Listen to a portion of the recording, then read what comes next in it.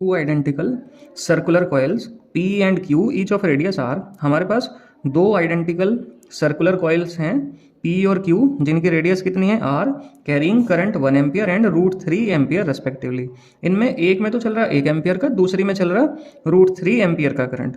Are placed concentrically, इन्हें हमने कैसे रख दिया, कंसेंट्रिकली रख दिया, मतलब उनका सेंटर एक ही है। And perpendicular to each other, ये आपस में एक दूसरे के परपेंडिकुलर भी हैं। Lying in the X Y and Y Z plane, कैसे हैं, एक एक्स वाई प्लेन के अंदर है और दूसरी वाई जेड प्लेन के अंदर है। Find the magnitude and direction of net magnetic field, हमें इनका नेट मैग्नेटिक फील्ड निकालना है और उसकी डायरेक्शन भी निकालनी है। कहाँ पे, at the centre of the coils, coils के सेंटर पे। देखेंगे कैसे करेंगे इस क्वेश्चन को। सपोज मेरे पास ये दो कॉइल्स हैं, ठीक है। पहले वाली कॉइल होगी ये, इसका नाम मैंने दिया P, ठीक। ये एक्स वाई प्लेन के अंदर है, किसके अंदर है, एक्स वाई प्लेन के अंदर। दूसरी कॉइल मैंने बना दी है, इनका सेंटर सेम ही है।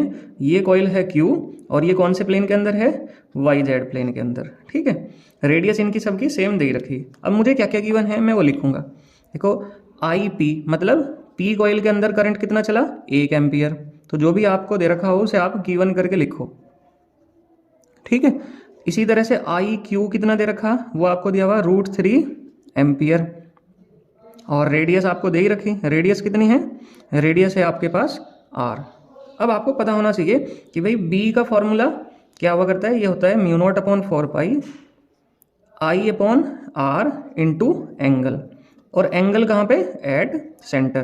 किसी कॉइल ने सेंटर पे कितने का एंगल बनाया, समझो अगर ये सर्कल है तो सर्कल अपने सेंटर पे कितने का एंगल बनाएगा, ये बनाएगा 2π का। कितने का बनेगा, 2π का। अगर एक टर्न है तो 2π का, अगर दो टर्न होंगे तो 2 से मल्टीप्लाई, n होंगे तो n से मल्टीप्लाई कर लेंगे। खैर हमारे सवाल में टर्न्स के बारे में जिक्र नहीं हुआ।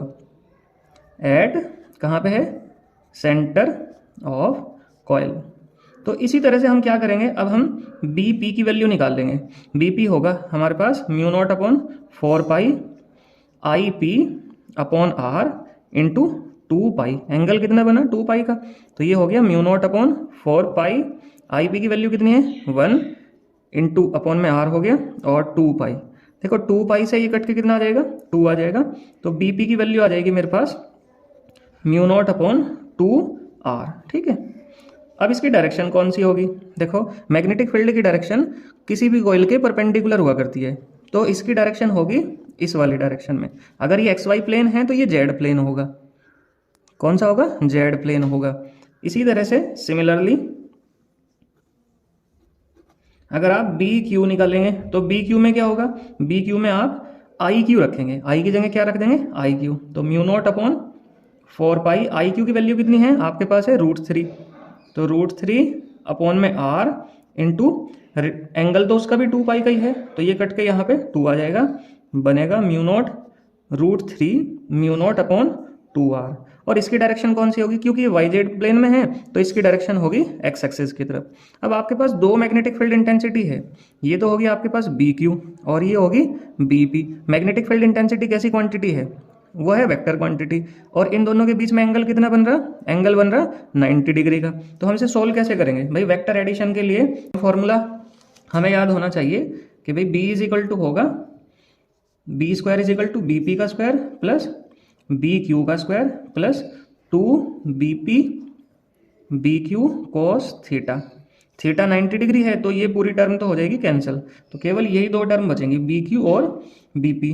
तो B इज इक्वल टू हो जाएगा, आप इनकी वैल्यू रखेंगे तो बनेगा μ0/2R का स्क्वायर और यहाँ बनेगा √3 μ0/2R का होल स्क्वायर। इसमें से क्या कॉमन आया, इसमें से कॉमन आया μ0/2R का होल स्क्वायर, तो आपके पास कॉमन आ गया।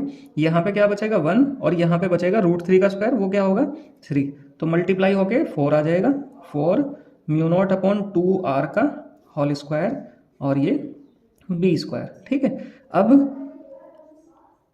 आप स्क्वायर रूट कर दो दोनों साइड का, स्क्वायर रूट करेंगे तो B की वैल्यू आ जाएगी आपके पास 2 μ0/2R। 2 से 2 कैंसिल आउट हो जाएगा, तो केवल म्यू नॉट अपॉन आर आएगा।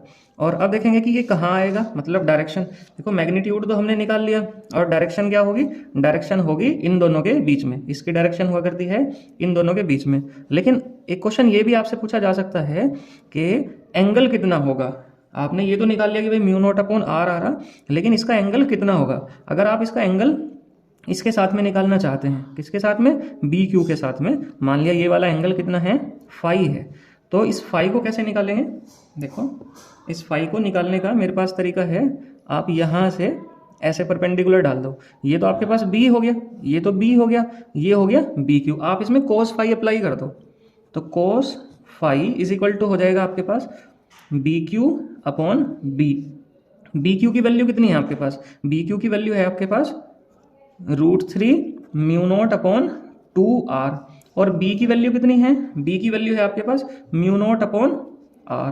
तो आप देख रहे हैं म्यू नॉट अपॉन r से म्यू नॉट अपॉन r तो कट गया, बचा कितना √3 अपॉन 2, किसकी वैल्यू, कोस फाई की। कोस की वैल्यू √3 अपॉन 2 कब हुआ करती है, जब फाई की वैल्यू 30 डिग्री होगी। इसका मतलब मैग्नेटिक फील्ड इंटेंसिटी ने साथ में कितना एंगल बनाया होगा, ये 30 डिग्री का एंगल बनाया होगा। इधर एक्स एक्सिस ही होगा, ठीक। क्यों होगा एक्स एक्सिस, क्योंकि ये एक्स वाई प्लेन है और ये वाई जेड प्लेन है, तो इस प्लेन के अंदर जेड तो होने का नहीं, तो होगा कौन सा, एक्स या वाई में से। अब क्योंकि वाई इधर भी इंक्लूडेड है, तो इधर एक्स बचा, इधर हमारा वाई हो गया, और इधर की तरफ हमारा जेड हो गया। ठीक है, इस तरह से आप इस क्वेश्चन को कर सकते हैं, काफ़ी अच्छा क्वेश्चन है और आसान भी है।